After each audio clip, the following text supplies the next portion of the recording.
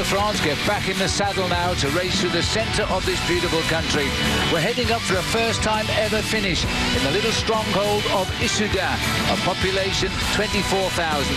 A tortuous approach to the finishing line as well, but this is where the sprinters might or should have their day. But today, the rain of the early morning has gone away, but it's still threatening mid-race as we see the green jersey go away to hush off the yellow jersey with Ronaldo Nocentini in the saddle there. And once again, Phil, as soon as they came up to the starting house at the real start of the day, it looked as if there was going to be no attacks because everybody seemed nice and calm. Maybe the possibility of a strike because of the banning of radios today. But once we got to the first climb of the day, the fourth category, Cote de Salvanet, a break had gone clear, a break of 4 riders. Benoit Vorenard, Mikhail Ignatiev, Sammy Dumoulin, Thierry Hupon are the breakaway as they went through the sprint here at Saint-Laurent-les-Églises. They had a lead of 3 minutes and 50 seconds. Out onto the next climb of the day, no real contest as they came up to the summit of Cote de Saint-Laurent-les-Églises, and on this occasion it was going to be Ignatiev who went across the top there in first place. Well, they're making steady progress over the field, but they had been stopped at a railroad crossing, so they did lose time, so they weren't escaping by the usual amount early on. They then went into the first sprint of the day for green jersey points. Nobody here really interested in the green jersey points, so the result was nobody sprinting. This was at Laurière, 44 kilometres done. The lead was 3 minutes and 10 seconds at this point. We're looking down on the action and through these beautiful pictures. Remember, they're coming to you this year in high definition as well, so please check your local listings for more information on that. A little bit of rain on the camera lens here from the helicopter. It is cloudy, it's overcast. We've had good flashes of warm sunshine, a high of 72 and a light wind blowing across the centre of France today. It's basically a beautiful day for bike racing, Paul, if perhaps not quite the day for the spectators. Slightly cooler for the riders after the very hot start we had when we moved away from Monaco all the way across the southern part of France, and I think the riders will appreciate this coolness this afternoon, especially on a day which is rather strange for them because on 2 stages of the Tour de France this year, the race organisation have decided to ban the radios. Only 9 riders dropped out so far. Well, 3 are still in. They're on the pulse today. We'll see how the hearts are being treated, and we'll check in on those throughout the race. Well, the peloton under the escort here of Rabobank, Liquigas, Astana, noticeably not the yellow jersey of AG2R on the front there, nor his team. Well, I think the team of AG2R will come forward if anything dangerous appears to be happening. They want to try and keep the yellow jersey in their team for as long as possible, and they're already starting to feel that they can keep it right the way to the foothills of the Alps. These are the 4 leaders now. Benoit Vorenard in second position there. Sammy Dumoulin in the red jersey. On the back is Mikhail Ignatiev, who's been in a lot of breakaways so far, and leading them is Thierry Hupon from the Skill Shimano team. And he's actually a local rider, and I saw him stop a little bit earlier on in the day just to say hello to his wife and kids. That's right, and 3 out of those 4 breakaways, always surprised, are French today on Bastille Day here in France. So as you saw by their time gaps, the nearest to the race leader is Hupon, and he is 52 minutes plus behind. So for the moment they're not going to chase them down, but I don't know if it's a result of no radios and the protest by some of the riders, but the pace has been very slow today at just 37 kilometres an hour. Now what's this here? Crash. There's a little tumble in the centre of the field.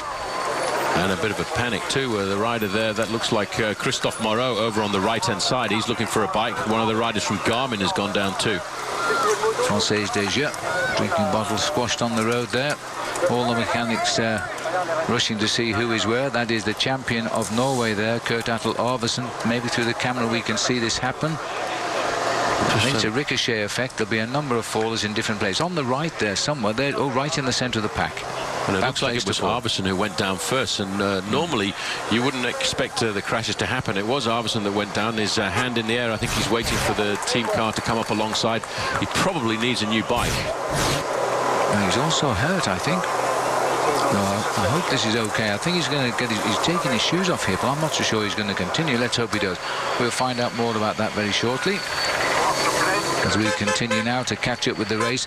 As I was saying, the speed has been very slow today. I don't know if it's a mild protest by the race, but the 4 leaders are not exactly running away with it, even though it is slow. So I wouldn't be surprised if it is some form of a mild protest. Very, very painful this for Kurt Attel Arvesen. Not a good sign. Remember, he is on Saxo Bank, and he's going to be wanted in the mountains, especially to aid Andy Schleck, who has said the Alps will be very different to the Pyrenees, and he's a good climber, so it's not a done deal at all for Team Astana. This guy looks very sore to me, Phil. He's probably going to wait for the race doctor to come up alongside him and have a look. He was the first one to go down. In fact, probably the reason for the crash was he touched the wheel of a rider in front and went down very hard. Well, this doesn't look good to me. He looks as though he really is knocked around on the left side, and he's in quite pain. He is waiting for the doctor, but the doctor's, I don't know what he is. The ambulance has gone by, checked him out. Taking a little while to get going again. You can feel the pain with him today, I'm afraid. It's always a sad sight to see a guy go down in the Tour de France. Here is the race doctor coming up alongside him, and he'll have a quick check, a quick running check-in with the doctor at around about 25 miles an hour. They're trying to change sides now, because this is the side where the injuries are. Nasty piece of pavement rash on his elbow. But you see that the special thing about the Tour de France is even if a rider crashes and is injured, he doesn't want to leave a race like this. It's a special race, a special desire just to finish the Tour de France. It's like starting to conquer Mount Everest once you get up to base camp at 19,000 feet. You want to keep going, even though you might feel a little bit sick for a couple of days. You want to get to the summit of the climb, and that's how most riders feel about the Tour de France. Well, the four leaders, by the way, are 2 minutes 17 seconds up on the whole rest of the field, where all the race leaders are, including Lance Armstrong at the moment. So they're holding on. They were coming back actually quite rapidly, but this crash seems to have disrupted the whole thing, and they're moving clear again just now, out at 2:17. So as we look here, the beautiful Chateau de Saint-Fiel will take our first break. The ride is underway, but this one isn't going too far ahead. It is increasing a little bit now. It's taking it over 2 minutes again for the first time for a while. There's the situation. 1 hour 8 minutes Vroonenart, 1:16 Dumoulin. These are the amount of time they are behind the race leader. So 52 minutes plus is the best rider. That's Thierry Hupon. So there's no rush. As we come into the town of Bona, this is the scene of the brilliant Boule Championship. Pétanque yesterday, where Paul Schoen and myself beat the mayor of the town and his assistant in the final. And you'll see the tent down there and a big grandstand. They've got a band planned for the day. I must say the atmosphere was superb, because when the Tour de France visits your town, it's a very special occasion. And this race, despite the fact it started in 1903, has never been through the town of Bona before. And as the mayor said, and what's more, they're not charging us. They're coming for nothing. So he was very happy yesterday, even though he got beat by the British commentators. It's a lovely little town. The farms round here have really literally gone outside themselves to make terrific designs. They're very original ideas. There's some a little bit further on which they're barrels of hay with handles on the side and a frothy top. It looks like superhuman large pints of beer. Well, there's the town square. The scene of the great battle between the Brits and the French is just round that corner on the right, but the grandstand and the tents there are straight ahead. What a wonderful turnout. There wasn't this many for the competition last night, I must say. Well, what a wonderful turnout, Paul, here in Bona. I think the man will be very, very pleased if he's recovered from the beating we gave him in the Pétanque match yesterday. Yeah, well, I think that was a little bit of a reenactment of what Bona is all about, because it has been lauded by the British for many, many years, going back to the 100 Years' War. That's right. The church just on the left, which I don't think we'll see, the church of San Silva, it was fortified between 1448 and 1449 to ward off the English assaults. Well, they returned last night when we beat the local town council. However, Phil, it was a close game, and it was very enjoyable. The old mayor was great. He ran into the town hall, he brought out a little trophy and presented it to us. These four riders then are leading the Tour de France through Bonnet for the very first time in the town's history. As we now continue to leave town, they've all spent a long time designing all these pretty bicycles up on the telephone wires there, and the farmers as well. And the lead is not a lot, Paul. They've never allowed this break at all. 1 minute 58 seconds at the moment.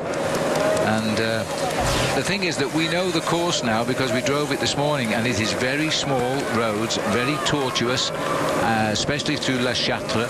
And even when they come into the finish town today in Issoudun, just as you think you're on a real fast long straight road, we lock up for a series of rather sharp bends. It's one of these flat stages, as they call them, through the middle of France, taking us from the Pyrenees up to the Alps, Phil. They are actually very heavy roads. As you said, they're great for riding on, but if you're riding at 30 kilometers or 18 miles an hour, if you ride over these roads at 45 kilometers, 50 kilometers an hour, it really does start to sap the energy. Well, a beautiful bicycle there for the farmers of Bonnat. Working at ground level, they were perfectly symmetrical, those wheels. I don't know how they do it. Here comes the peloton now down the same little approach, and they'll freewheel right into town, I suspect.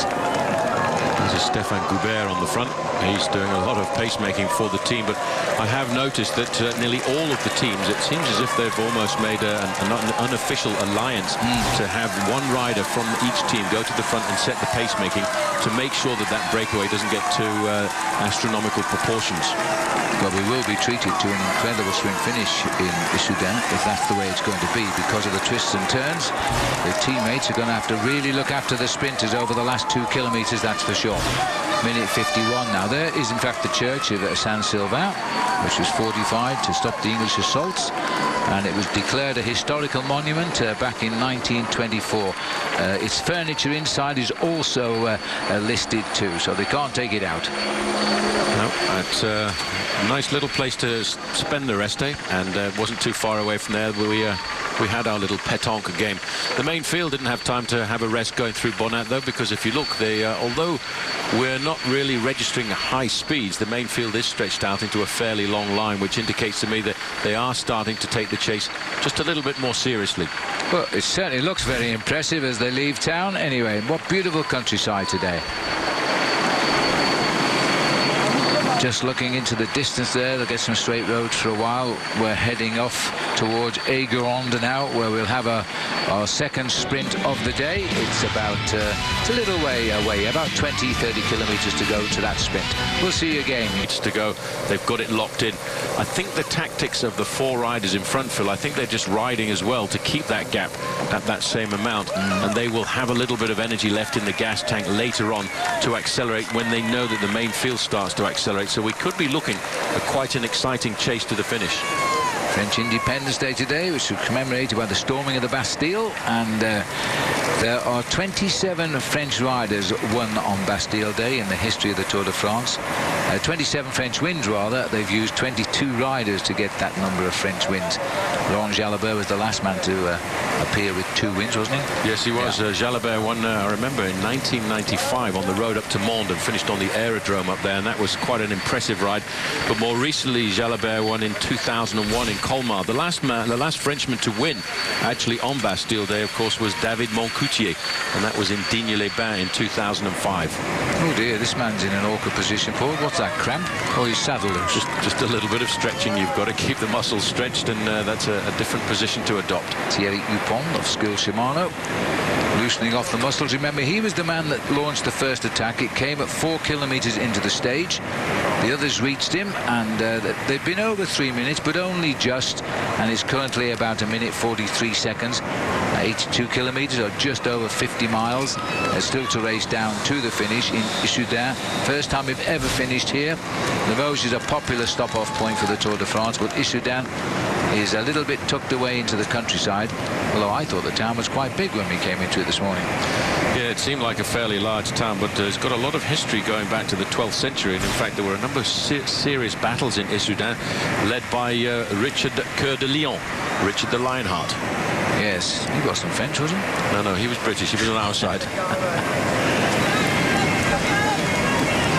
1 minute and 40 seconds, they're saying on race radio. But again, these boys, you can see them by the style of the ride. They're not pushing on here. Now, we've got 4 tours in the bag for Voge Mountains. We've got 6 tours ridden now for Dumoulin. The other 2 riders, Mikhail Ignatiev and Thierry Dupont, are both in their first Tour de France.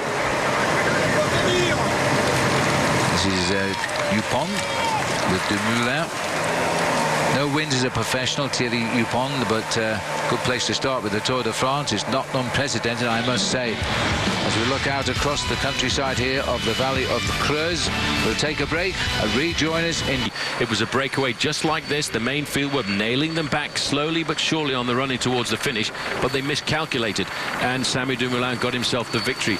Kim Kirken has come to the front for Columbia HTC. They're sending all of their guns up right now to pick up the pacemaking, to get themselves organized, to try and pull those 4 riders back.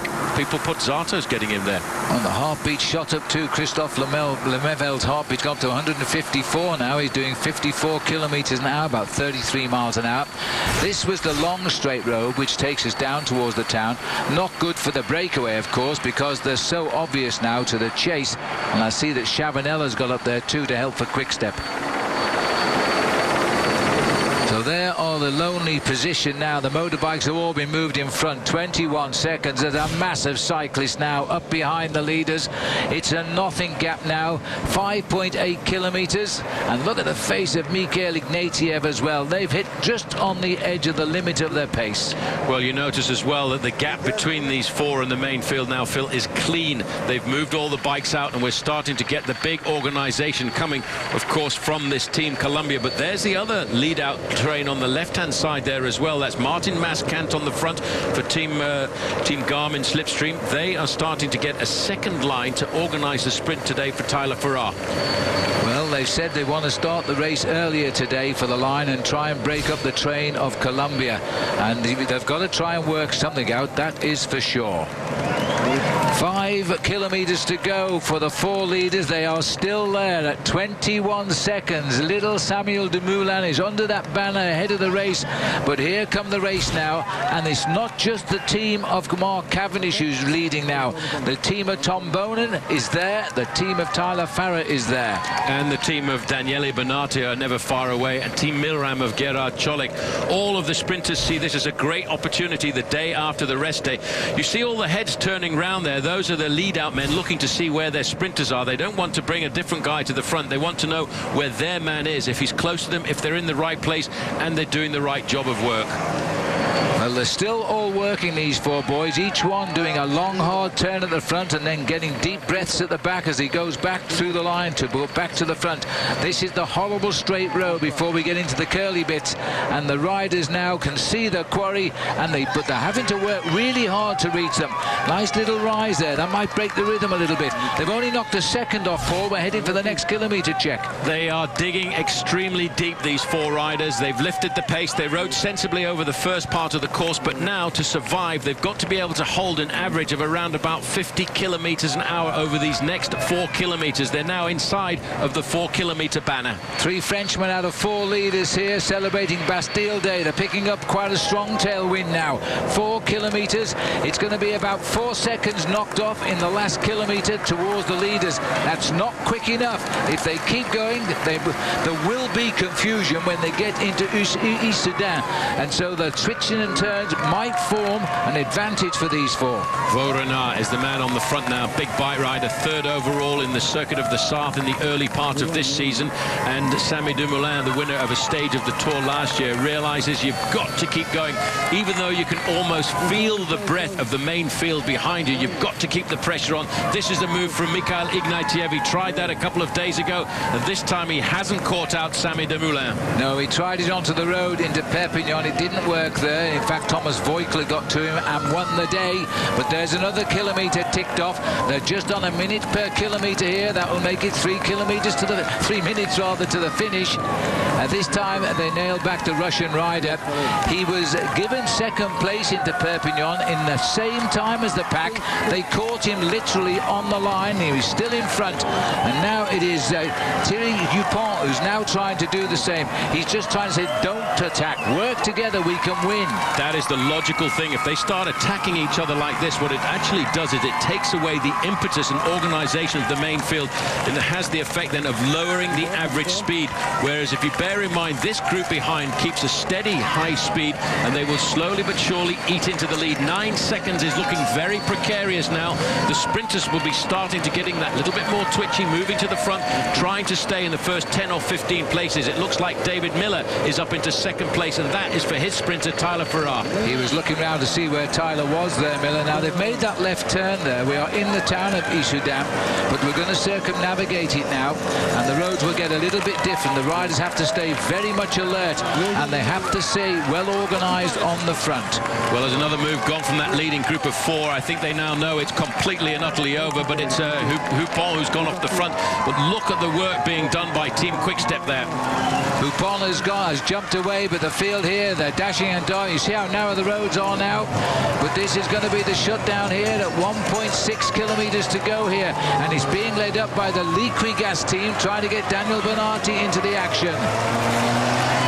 1.4 kilometres to go. They've just caught Hubert Houpon, and I hope they'll make that bend, because that was a wide corner, and they didn't make the bend. Somebody shot off to the left there on a very sharp right-hander. It's a Katusha rider who's gone down there, I think. And that was the end of Voge, the man that was in the breakaway. He's come out the tail. I don't know whether our cameras can see which the rider, Katusha rider who went down. I think it was Vladimir Karpets. Now's the big organisation by Team High Road. This is Tony Martin keeping the pressure nice and high. Inside the final kilometre, George Hincapie takes control. In Hincapie's wheel is going to be Mark Renshaw. He's the man, the pilot fish, to take Mark Cavendish into the last 300 or 400 metres. Cavendish is in third place. Big fight for Cavendish's wheel, because there's the green jersey of Thor Hushoff, and Tyler Farrar is right there, but he's coming up. It's actually going to spoil the lead out. Well, Tyler Farrar is going on one side. They're confusing each other here. They almost took out the rider in the middle. As they line up now, 2 riders getting clear. Farrar trying to get himself sorted, but it looks as though he's pulling away. The green jersey there, Thor Hushoff trying to get on turns. The final lead out here by Mark Renshaw. Cavendish is now in a perfect position, but it is still 350 metres from the line. It might be too far. Farrar's hooked up to the back wheel of the green jersey of Hushoff. They've got to break soon, otherwise they'll let Cavendish go. If Cavendish gets the lead, nobody ever passes him. He's gone again. Now he'll kick again. And look at the face of Hushoff. It's beaten. He's trying to hang on for second place here as Mark Cavendish crosses the line, followed by Hushoff, Tyler Farrar, and I think the Duque is in third place there, fourth place rather. Well, Paul, he's just too quick. They should never allow him to lead out. Well, in fact, I noticed that Garmin tried to get the switch on them when they came into the final group of chicanes there, but there was too much control, first of all by George Hincapie, then of course by Mark Renshaw, who looked like he was dying on the way down to the finish, but he took his sprint all the way to the last 200 or 300 metres, because he knows that once you lead out Mark Cavendish, it's impossible to come by him. There's the crash once again. That was a Katusha rider. I think it was Vladimir Karpets who went down pretty hard there. It didn't cause any confusion to the main sprinters at the front of the pack. Now look at the face of Cavendish here. Mark Renshaw had to hold just a little bit longer than normal there, because they'd run out of lead-out men, and give Cav his best shot at the finish. He was always aware of where Hushoff was. Hushoff says he can't beat this man on these sort of finishes, and he's proved that point again.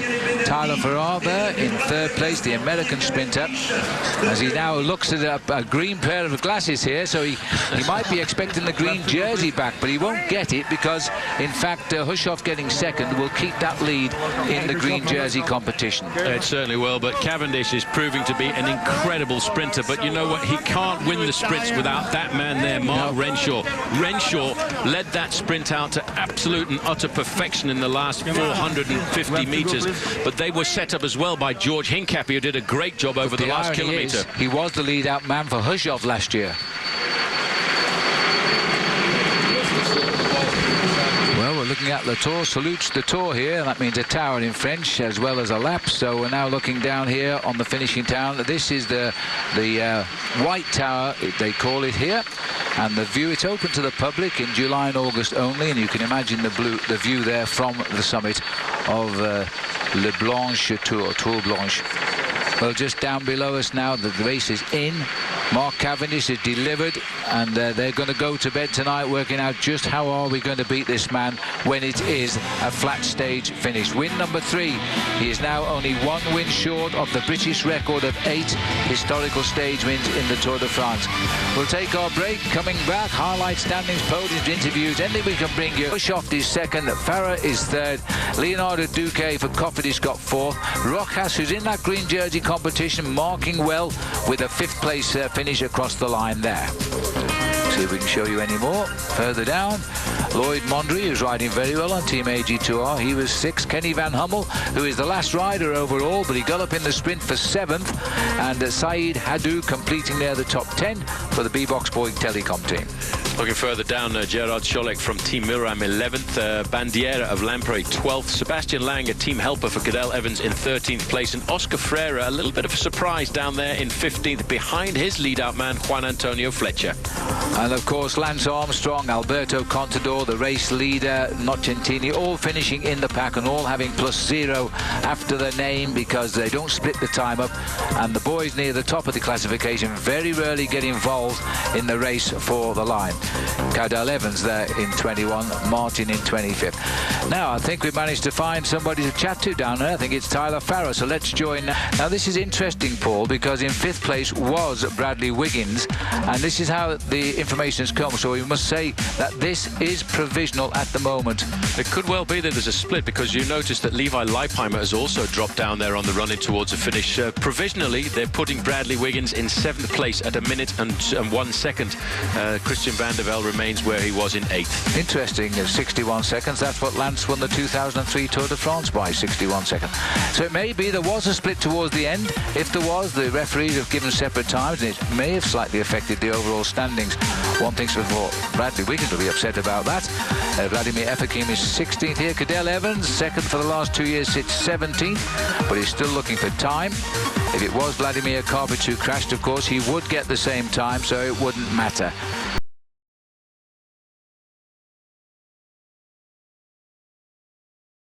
Drivers on the Tour today, Vaton and Sam Fargeau. They are both newcomers to the Tour route. It's a longish way, 119 miles, but at least the weather is good. I think Lance Armstrong has summed it all up there. It is again another day for the sprinters and likely for Mark Cavendish. As we continue, the man on the right there, I'm not sure he's a qualified cyclist, but he's certainly going to have a go with him today. He's on a good bike. Well, he's a little bit concerned, Phil, about whether somebody's going to steal the yellow jersey. I think that, in fact, was Inspector Clouseau. Well, the yellow jersey there, Nocentini unchallenged yesterday. Tor Hushoff was in action in just about keeping hold of the green. Out to kilometre 0. The riders flagged away, and I think we're in for a high-speed race today. Well, a flat stage, and as the riders go through kilometre 0, this is what it looks like at the back end of the pack. But always, you've got a lot of accelerations going clear off the front. It took a little time, but eventually Johan van Summeren got away with this young man from Poland, Sapa. Marcin Sapa, 26 kilometres in, they broke clear, and a half a kilometre down the road came the first sprint at Cancy. So they were just ahead of the peloton here. Van Summeren going through with the 6 points green jersey there. Sapa second. Lloyd Mondori picking up the peloton just a few seconds back. They pushed on. By the time they got to the climb of the Cote d'Alogny, they had a lead of 4 minutes and 35 seconds. But behind the main field, all of a sudden decided they weren't too happy with their big breakaway going clear on this flat stage, as the number of stages left for the sprinters are starting to get reduced. Introducing there, Igor Martinez taking 1 point from the bunch. Very important in the King of the Mountains, maybe. Sprint number 2 at San Silva. Martin Sapa was there. Summer in second. The lead now of the field, 3:25. That's the Nature Valley stage reset. So as we look out at these beautiful pictures, remember they're brought to you in high definition this year. And if you're not sure how to do that, just check your listings because the pictures are absolutely stunning from the Tour de France. The weather not quite as stunning, but it's still very pleasantly warm. A bit muggy today because the clouds are around, but it's 75 degrees Fahrenheit, light wind, which will be head to cross for most of the day. And one non-starter today, poor old Kurt Attel-Arvidsson. We saw him crash yesterday. A double fracture of the collarbone. He rode all the way to the finish. 11 teams of the 20 are still intact, and 180 starters down now by 10 riders to 170. 3 riders on the pulse today are Chris Anker Sorensen, Brian Van Borg and Carlos Barredo, and we'll update you on how they're feeling as the hours tick by.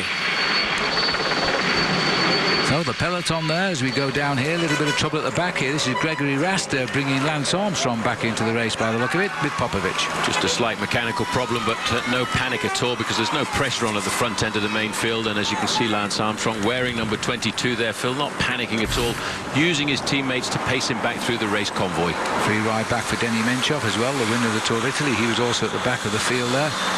The race has got off to an incredibly quick start. We've covered 49.3 kilometres in the opening hour of the racing. That compares with 37 in the first hour yesterday. So the boys are back in action. Lance Armstrong enjoying himself. He was anonymous yesterday, riding at the back of the pack. But indeed, he wasn't at the back of the pack when it came to the finish. Now, you may remember we were telling you about the 15-second time split. Well, the judges have had another look, and we've just been handed literally the communique. It says, moments after the review of the overall classification today, the jury has decided that the 15 seconds that separated the first 52 riders. So everybody got the same time in the end yesterday that were in that big field. As a result, Bradley Wiggins is back into 5th. Levi Leipheimer is back up to 4th. And there you can see it's status quo. Nocentini, of course, still in yellow. The front end of the main field, and not surprisingly, Team Columbia HTC, they are just trying to make sure that that breakaway group of 2 riders doesn't steal too much of an advantage. But they are today, Phil, for the first time seriously getting some assistance from Team AG2R, the team of the overall leader, Rinaldo Nocentini. The 2 leaders have an advantage of 3.5 minutes, or just a little bit more than that, but they've still got 100 kilometres to go till the end. Interesting to see that Team Columbia HTC have done 63% in the last 10 minutes of driving on the front, and it is the race leaders Team AG2R. These last couple of days they've looked more like the team leaders that they are, as well as the individual leaders of the race right now, the French squad, because they've sent riders quite frequently up to the front. This looks like the Vaux-Fourlon Castle. This was a stronghold first mentioned back in 1518. The central part of the Lord's Manor dates back from the late 15th, early 16th century.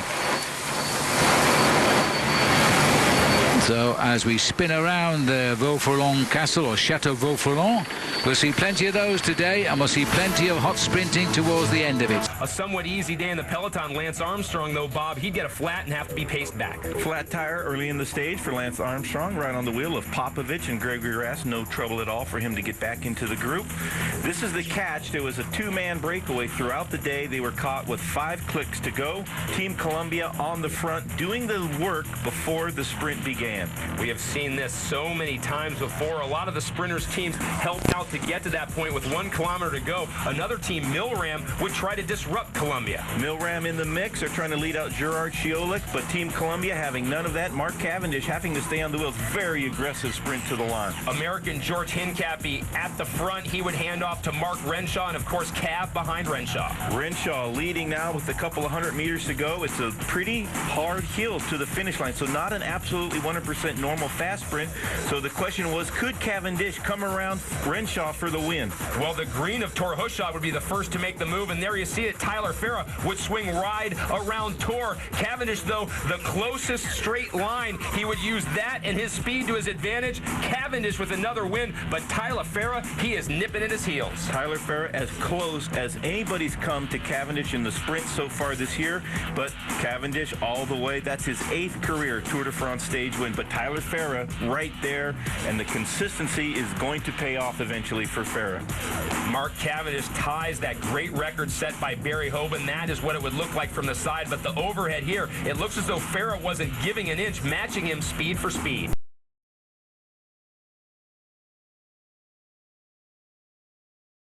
Again above the Tour de France, they've covered 1,000 miles since leaving Monaco a week and a half ago.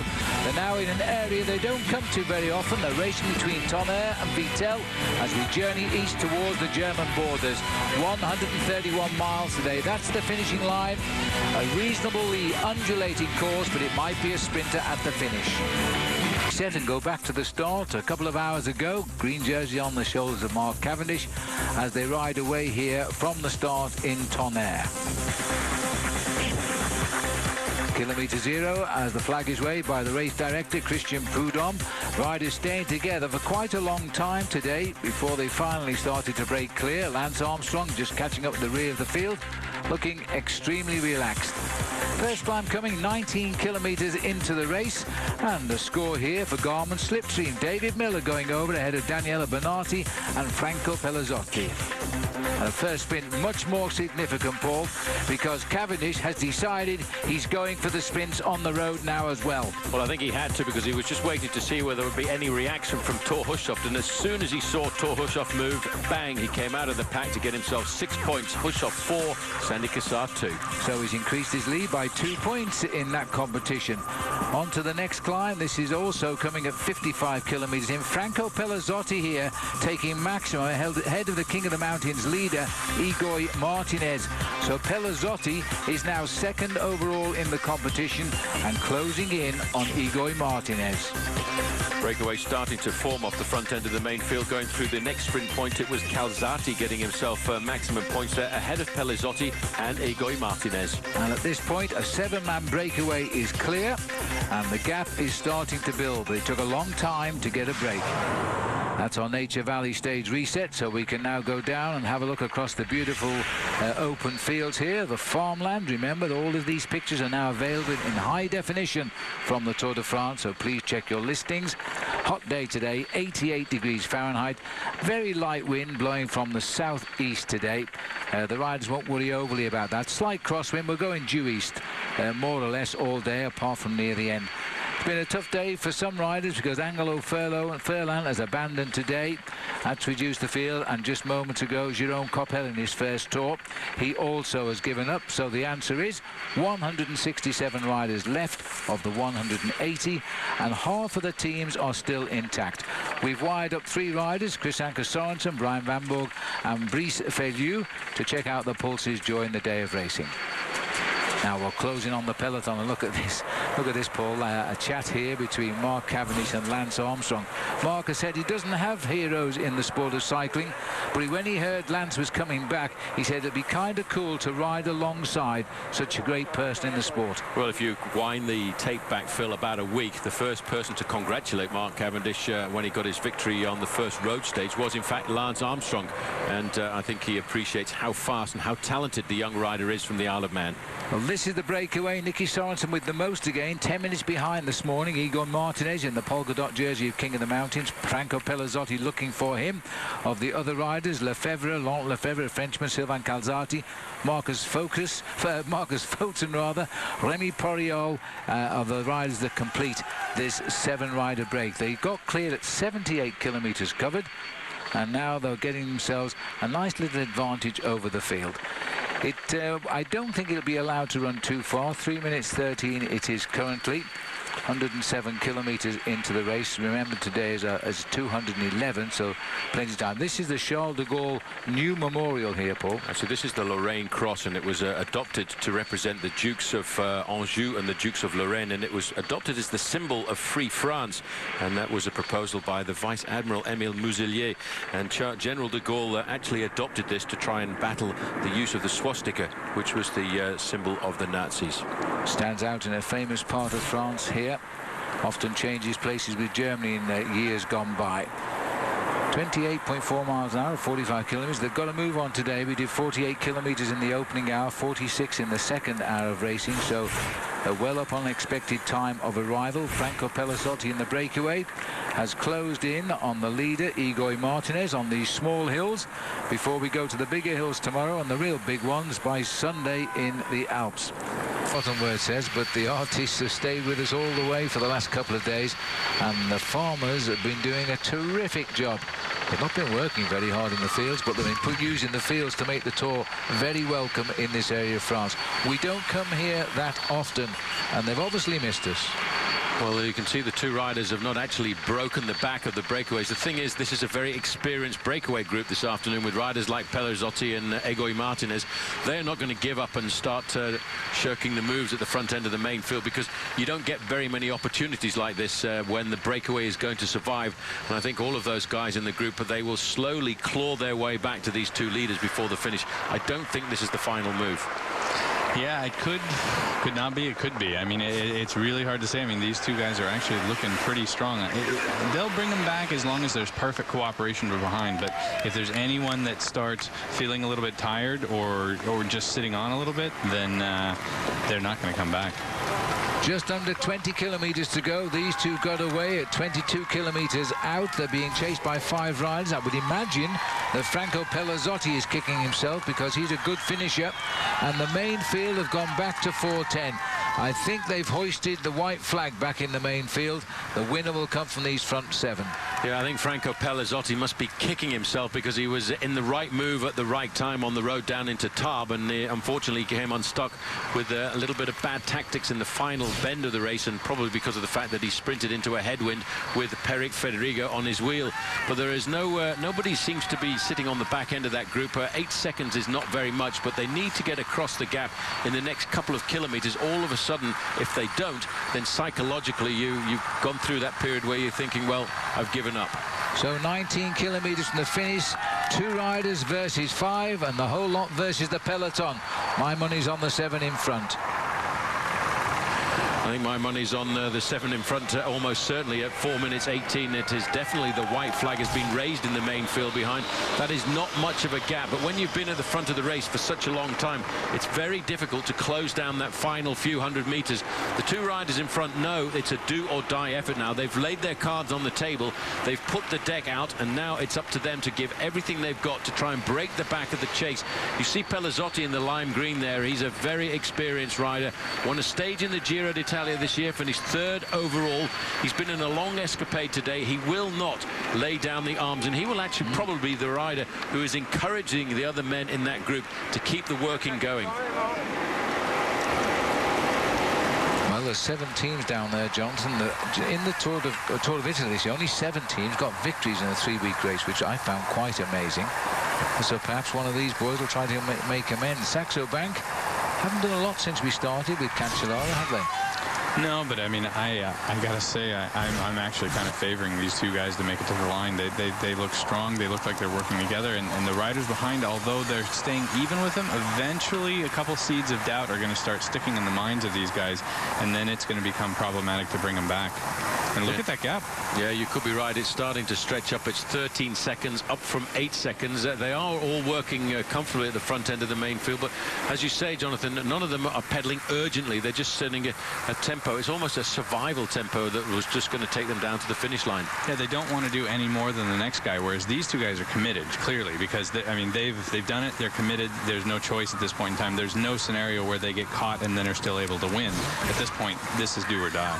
Well, it's Nicky Sorensen's 7th Tour de France. He's never won a stage, and it is Sylvain Calzati's 5th. He has won a stage for AG2R, but now he's changed teams to Agritubel.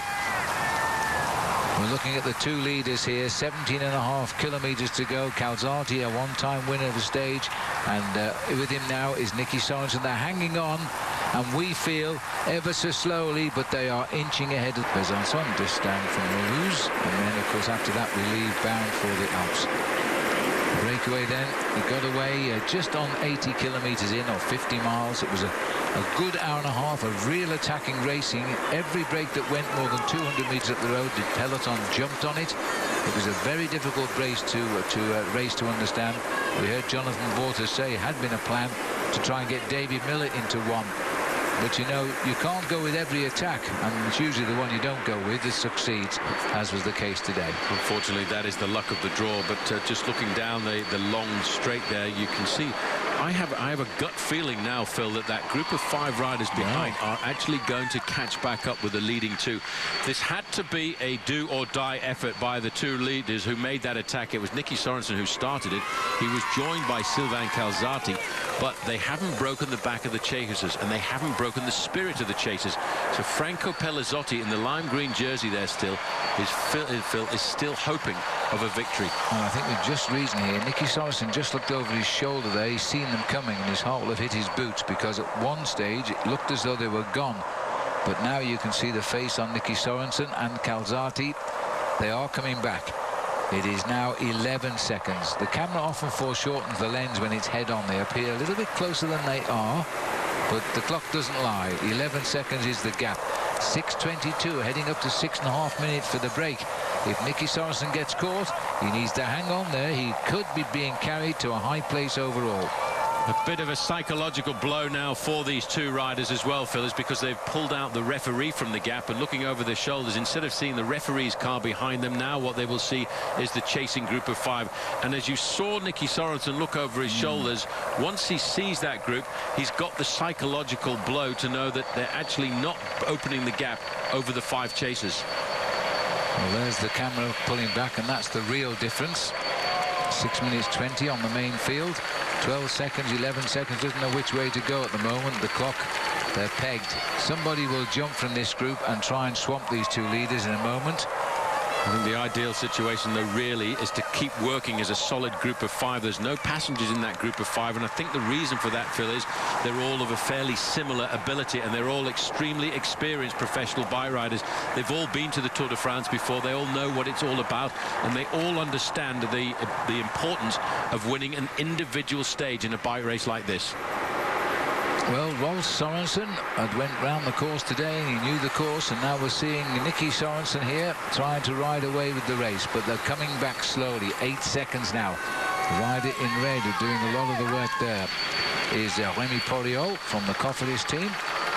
Those are the two leaders. The leaders are Nicky Sorensen, who is on the front at the moment. In second position, Sylvain Calzati. In the group of 5 behind Martinez, Pellizotti, Porriol, Laurent Lefebvre and Marcus Foten.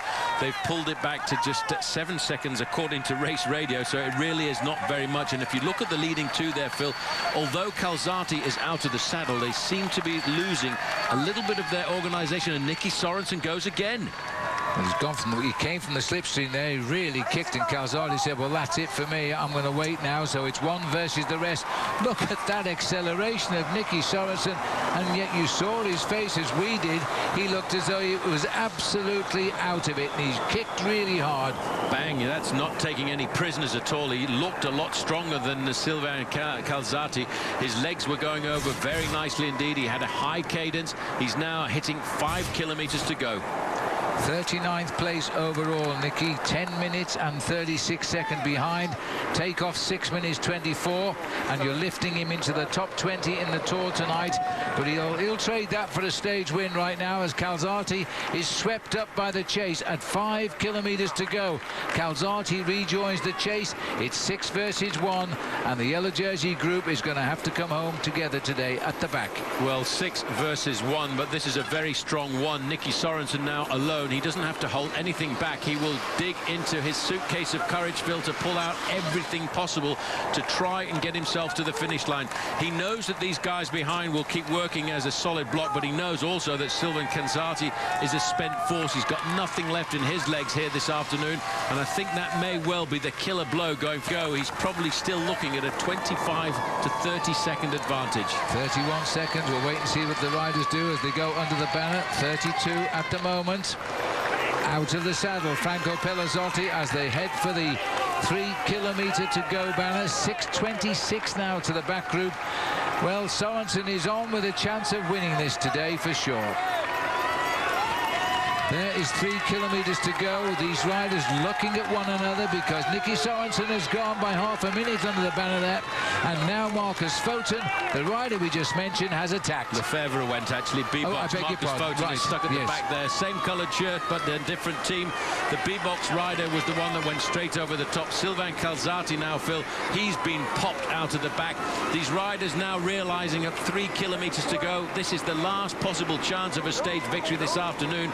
You don't get this chance very often throughout a career. You cannot lose it. You've got to give everything on the running towards the finish. Lefebvre round the corner there. Pellizotti has tried a number of times to get out of the front of this group, but he's locked in. They always chase him down. They realise he's probably the strongest man in that group of chasers. Under 2 kilometers to go now. He's beginning to dream of a stage win here in the Tour de France, as Nicky Sorensen will probably know Lefebvre's taken a dive after the finish, but they're all coming back together down there. And Pellizotti's now trying to make last desperate moments. Time running out for this Italian rider, who was 3rd in the Giro d'Italia this year. He's been monitored. Once you're in amongst the barriers, you know you're not far from the finish. Nicky comes round that bend there. He's not far from 1 kilometer to go. He's downtown Vittel now.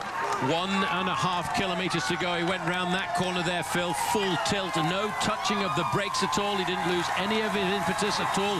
He swings around these corners, waiting to hope and see the flamme rouge, the red kite in the sky, and still Laurent Lefebvre ready to have a little go. Igor Martinez comes across the gap and is asked to go through and set the pacemaking. That, though, is not the way you're going to catch this lone leader. The only way they could have caught him was to keep working as a solid block. There is the flamme rouge. 1,000 meters to go for Nicky Sorensen. 1,000 meters for Nicky Sorensen. He's going to win his first ever stage in the Tour de France at the 7th attempt. And he's gone under that banner now and he's running away. Wise man checking out. 34 seconds is the gap. They can't possibly close that down now. Been a tremendous attack. Saxo Bank, remember, they started the Tour de France with a win by Fabien Cancellara. Now they're delivering unexpectedly with Nicky Sorensen. Well, he deserves the win here, Phil, because he was the one who laid down the foundations for this solo move. He was the one who made the first attack out of the group of 7. He was joined by Sylvain Calzati. When he felt that Sylvain Calzati was starting to weaken, he hit him hard with a second attack to launch this solo move. Has opened up 30 seconds over the chasers, and he should be able to cruise and enjoy the last 200 or 300 meters. Through the grimace there, one can see a smile beginning to pop out as he rides up the home straight now. He's about to celebrate his first victory since June last year when he was champion of Denmark. And before that, you go back 4 years. So it's going to be a great moment. He's done enough. He nods to the crowd. It's time for the victory salute now, I think, as Nicky Sorensen delivered a glove blow here for Denmark and for Team Saxo Bank, even if the Norwegian flag seems to be welcoming him home down the home straight. This is the way you win stages. You never give up thinking about it. The break went 78 kilometers out at 211 kilometers. It's the moment of glory. Nicky Sorensen takes it. Well, he really enjoyed that victory. He's got a clear finishing straight behind him, Phil, and it's going to be a sprint for second place. Leading the sprint at the moment, lime green jersey on the shoulders of Franco Pellizotti. Behind him, Egoy Martinez. Behind him, Laurent Lefebvre, Sylvain Calzati and Marcus Foten. They are going to sprint for the worst position on a stage of the Tour de France, and Pellizotti's already had a second place. And he always seems to get himself in the wrong position, poor old Franco Pellizotti, because now he's being obliged to lead these riders to the line. Lefebvre could have been expected to make the move as well, because the French are having their best tour for years. And Laurent Lefebvre is going to be challenged by Igor Martinez if he's made it the wrong move, but I think he's too strong here. The B-Box boy would be very upset he allowed that man to escape, but he gets second place today, Laurent Lefebvre. I think Pellizotti, Marcus Foten, 3rd and 4th. Well, now as we look at the winner coming across the line one more time here, Phil, Nicky Sorensen, a great victory for him, for Denmark and for Team Saxo Bank. We've got to wait for the big bunch sprint down towards the finish line, because although it's only for 8th place, the man who wears the green jersey, Mark Cavendish, still has to come out and sprint against the likes of Tyler Farah, and of course he has to sprint against the big god of thunder, Thor Hushovd, who is second in that points competition. Coming up for 7th place, just tailed off in the run-in towards the finish, Remy Poriol of Cofidis and France. Well, it's been a rough ride to the finish over those last few kilometres. Once we got through 20 kilometres, though, and there was no reaction from the sprinters' teams, they decided the day was done. And then the breakaway will have realised it as well. There's Bjorn Rees, I think it is, under the melee there. No, it's not. It's the PR manager of the team, actually. But that is a great result for Nicky Sorensen. That's when the workers of the team sometimes ground motorbikes now because of the finish, so we're going to have to follow this on the helicopter.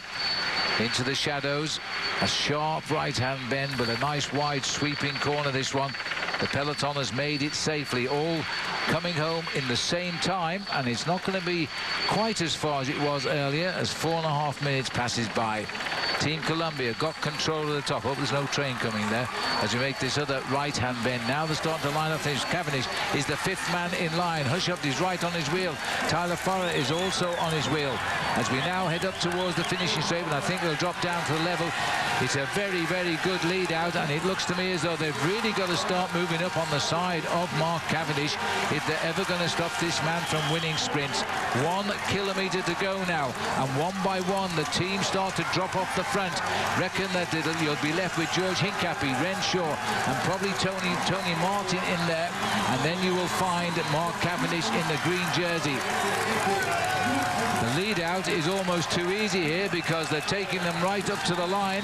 Cavendish is holding that fourth wheel and creeping up right behind him. Now I don't see the black and white jersey yet of Thor Hushovd, but it's difficult to tell from the helicopter. Oh, there we are. Now we've got the lead out for Thor Hushovd on the front. And it looks as though Hushovd has a very good position here, and Cavendish is right in there, locked onto the wheel of the rider from Cervelo. As now the move will come up on the outside as well, as this looks like Bernardi is also in the mix here. The skill Shimano boys with Kenny Van Hummel are trying to break in. Now Cavendish is finding himself in a little bit of traffic here. Now he's switched over to his right and he's seen the space. Hushovd goes head to head, but Cavendish again has seen the finish, and there's 16 points in the bag. He is so fast as he comes up to the line. Well, no contest at all there. He didn't even have to use his team to lead out the sprint, and there's a problem here. This is Cadel Evans. And what's happened here? It's crashed. You can see the handlebars are a little bit touched up, and it must have been on the run-in out towards the finish. I'm trying to see if it's in this corner here. Coming around the corner there, you can see there's a crash there, and that looks like Levi Leipheimer went down as well. That was on the run-in towards the finish. We're just getting these pictures sent back to us, Phil, and I don't know if it's before or after the 3 kilometers to go sign. And that's the crucial thing. If it's inside 3 kilometers to go, it doesn't matter. The clock has stopped because he was with the big bunch that came in. He would get the same time as the bunch just brought in by Mark Cavendish. Well, he's looking cool there, Phil, and I think he probably realizes he's inside of the 3 kilometer to go sign, so he's probably not going to panic now, get himself to the finish line. He would be a lot more urgently pedaling to the finish if he'd crashed outside the 3 kilometer point. Oh yes, there's no concern. Johan van Sommen stayed with him as well. Same will apply to Levi Leipheimer. So the 3 kilometer rule has saved the bacon. It's a fairly new rule, that it used to be the last kilometer. They've extended it now to 3 kilometers, probably as well today for Cadel. That's Charlie Wagalis as well, just over on the right-hand side. The reason they extended that rule, Phil, from 1 kilometer to 3 kilometers was the sprints were becoming so much more dangerous that they wanted to make sure that the men trying to win these bike races overall didn't have to get involved in the danger and the craziness of bunch sprints. So Cadel Evans looking unconcerned about this today, and I think we can pretty much safely just say that that was inside the last 3 kilometers of the ride. Our camera switching back, but we didn't know to exactly where. This looks like Levi's group's coming in behind Cadel Evans again with no panic. Levi looks pretty cool. He's in second place at the moment. And that's Haimar Zubeldia with him, who's just pacing him up. But immediately you see, as soon as there was an accident, the teams make sure that they've got somebody with the rider who has a crash, just in case they need to pace them to the finish. But I'm fairly convinced that that was inside the final 3 kilometers, so there shouldn't be too much of a change in the overall classification. Every day you have surprises in the Tour de France, don't you? In fact, Levi would have lost 2 minutes there in real time had that rule not been applied, and that would have been the end of his Tour de France, and we don't want that.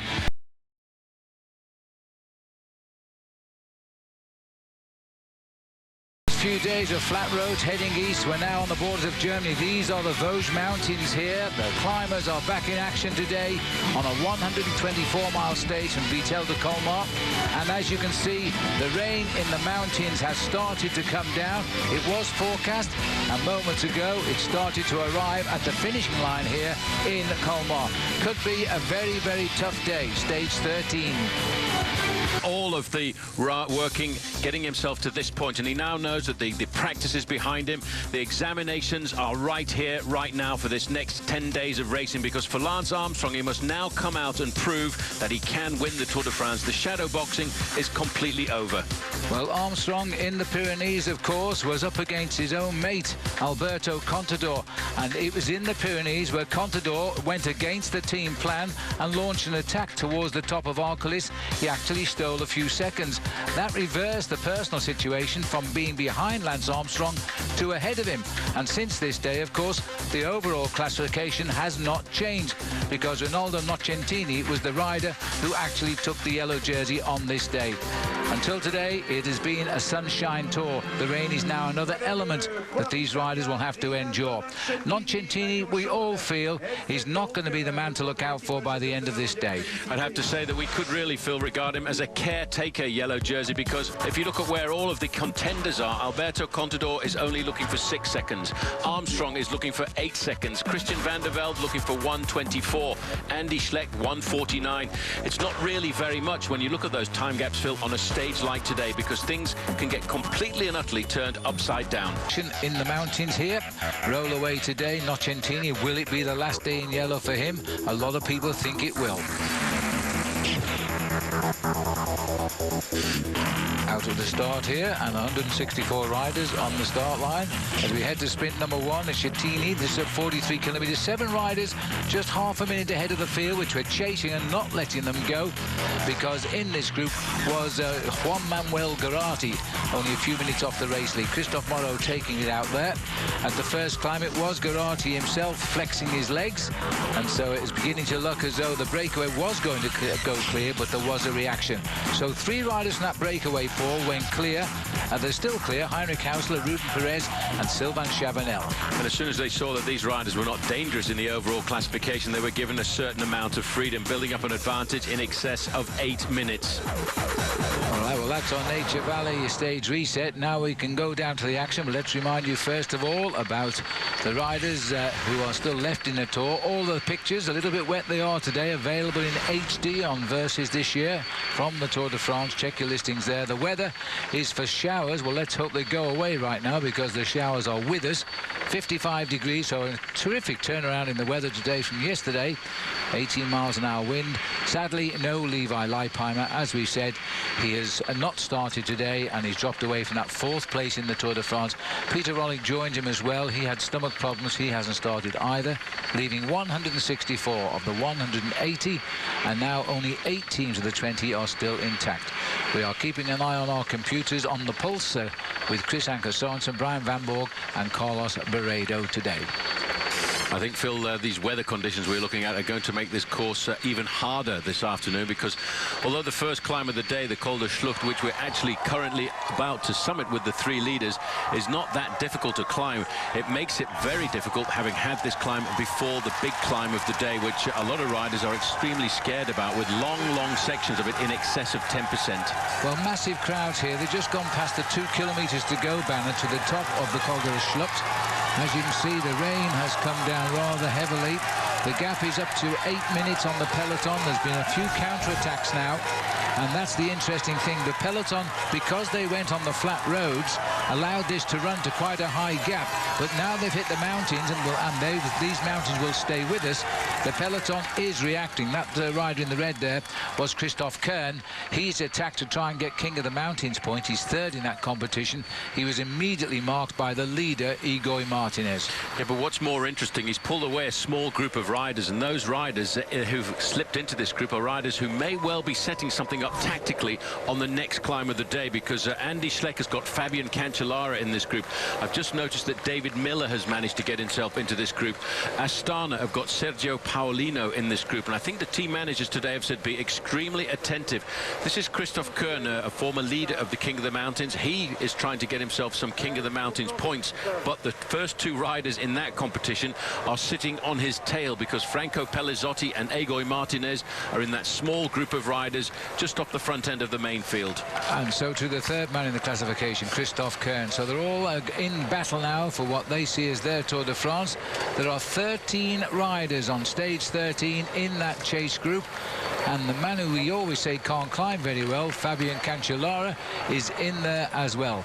We're underway in the wet. 3 leaders now about to top the Col de la Schlucht, which takes them through 105 kilometers today. Rubens Perez over the top first, Sylvain Chavanel second, Henrik Hausler third.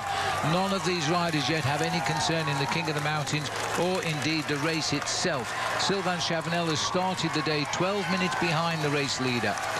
Well, these riders now starting the descent, Phil, which a few years ago Lance Armstrong was put into difficulty on coming up the opposite way. There is the main field, and they've reacted violently to a group of riders who've just slipped off the front, which was numbered at one time at 16. And the reaction on the front end of the main field is coming from Team Astana.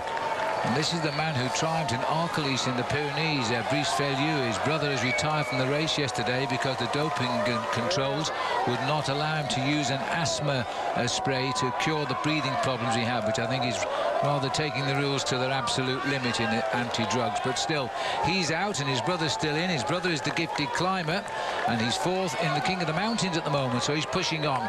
As you can see, the rain is heavy, but the crowds are absolutely enormous in the Vosges. Look at this. Well, a lot of people have transferred right across the middle of France with their camping cars to set up these small villages of camping cars on the slopes of all of the big climbs of the Tour. Now, look at that. If you want to hire a camping car in France at the moment, I should think it's pretty near impossible. Well, this is only the first climb of quite a few today, and the gap is still 6 minutes back to the peloton. So we'll catch up, I think. As we told you, Leipheimer crashed in that last 2.5 kilometers of racing yesterday, and as a result of that, he broke his right wrist. Well, we can talk to Levi now, who's standing at the start in civilian clothing with Frankie. Levi, a tough day yesterday. Obviously, a crash that surprised many because many of us didn't see it. And you mentioned that you had hurt your wrist, but this is the worst possible news. Can you tell me what happened yesterday and what the prognosis is? Yeah, I wasn't really sure what happened. I was caught off guard a little bit by the corner. We were moving up fast on the outside and started to slide a little bit and was trying to correct myself and ended up going over someone's wheel. And last thing I remember is seeing the curb coming and thinking that it was going to be bad.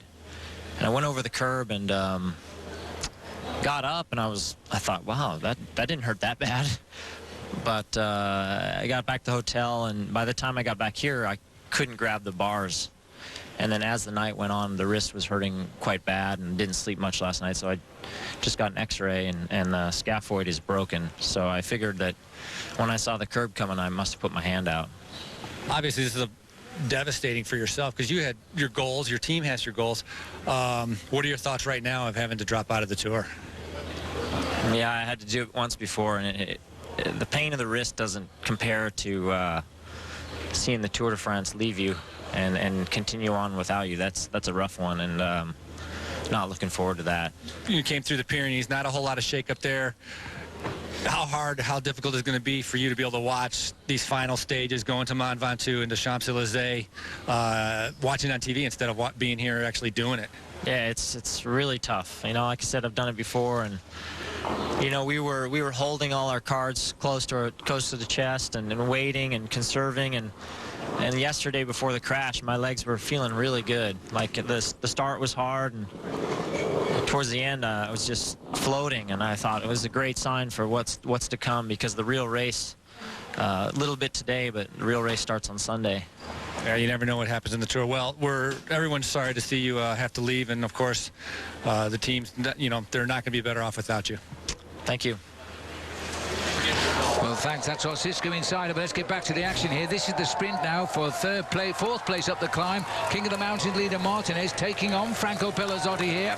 And it's a false flat, and then, wow, that was close. Yeah. I don't know who got that. You can't see from that angle, Phil. We're going to have to wait for the judges to come back because that was very close indeed. It was side by side, and really from the angle that we were looking, difficult to discern who was the first man to get across the line, but that is going to be a great battle.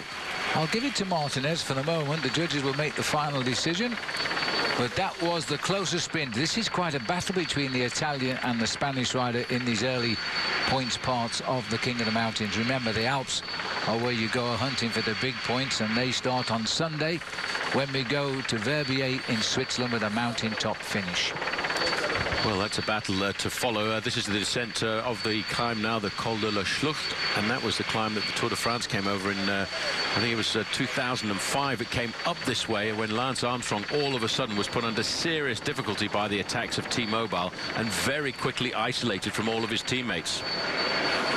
Well, we'll take a break, but as we can see, it's going to be all about who's going to win the King of the Mountains today, I think. And Martinez, welcome back to the Tour de France Stage 13. These are the protected stalks in the area. 148 breeding pairs here. Let's have a look at the climb they're now going to see today, the Col de Platzerwassel. It takes us 62 kilometers from the finish. It is a very steep climb. We've never been up this side before.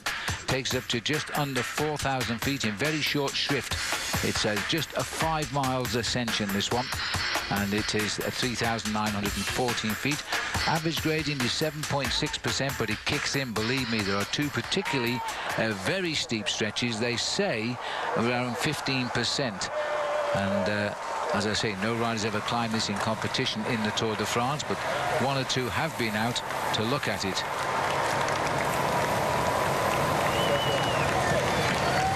Well, the peloton really has slowed down now. They've almost stopped here. They're scared to death of the swinging onto the Col de Platzovatzel. Takes them up to 4,000 feet virtually. And then I think we'll see somebody accelerate immediately they join this climb. The peloton are about 400 or 500 yards behind him, not a lot more than that. He was just trying to have a look down through the trees there to see if he can see them on the hairpin bends. 4 kilometers to go for these two. And they've just really got to get on with the job in hand because of the climbs which are left. We have a third category climb at Bannstein, and then we have the Col du First Plan. That is a second cat. Once over the top of that, it's 21 kilometers downhill, flat out, top gears and into Colma. So that would be the place to jump if you were in a league group. It certainly would. It's an ideal situation. There's the face of Armstrong, very concentrated, looking at the back wheel of the riders in front of him. He's got two teammates setting the pace. One is Jaroslav Popovic here, just getting out of the saddle with the dark glasses. With the clear glasses on the other side there was Sergio Paolino. That's him, Olympic silver medalist in Athens in 2004. Christian van der Velde, who said he had a real bad day yesterday after his crash the day before, is just off to our left as well. So he said he felt good today, and he's living up to it on this climb. Determination of Armstrong. He's never seen this climb, and he normally recce's the ones he doesn't know, but this is one he knew nothing about. But he said that Saxo Bank did come here, they have checked it, and he figured they may make a move on this climb. But so far, Andy Schleck has done nothing. David Miller over on the left-hand side for Garmin Slipstream. He may well be wondering whether they're going to try and set something up for their men, Van der Velde or Bradley Wiggins, who with the abandon or the non-start of Levi Leipheimer this morning has moved up into 4th place overall. Well, that's a great high position for Bradley Wiggins to start his final campaign in the last week of the Tour de France, even though all the big roads still lie ahead.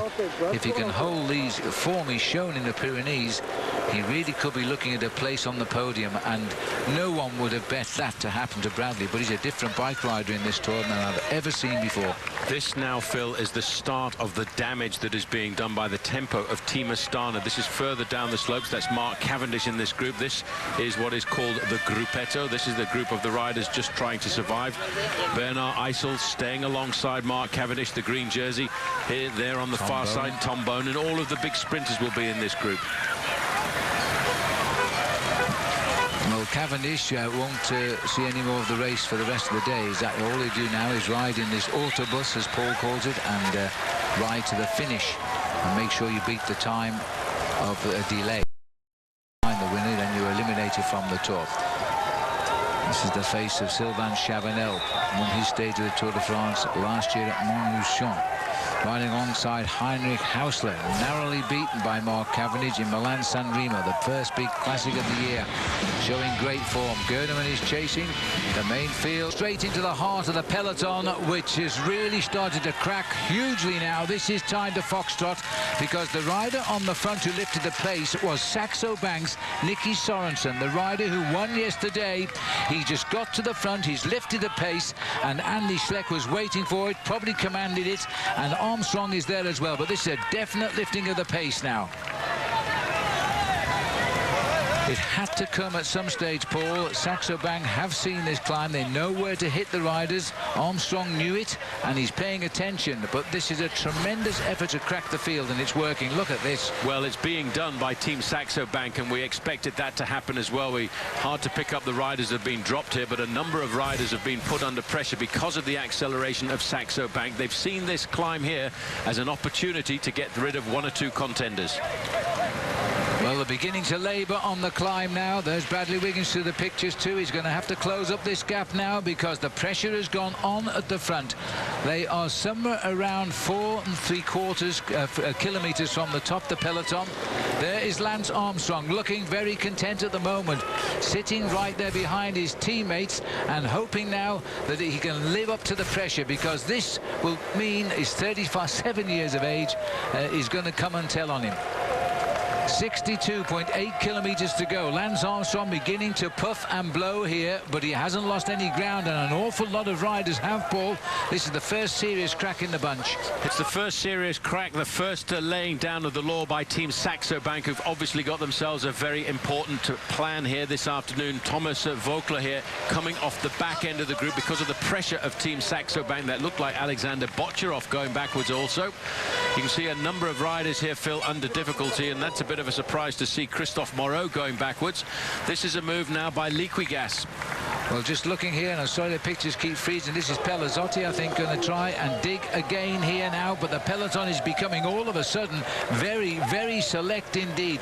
It was started by Saxo Bank, but I'm not just sure who's got control behind Pellizotti just there. Other riders cracking off the back. This is the carnage now behind the race. Well, that's the man, Jaroslav Popovic. He's done all of the pacemaking in the early part of this climb, and now that his job has been done, he's getting dispatched out of the back of the group.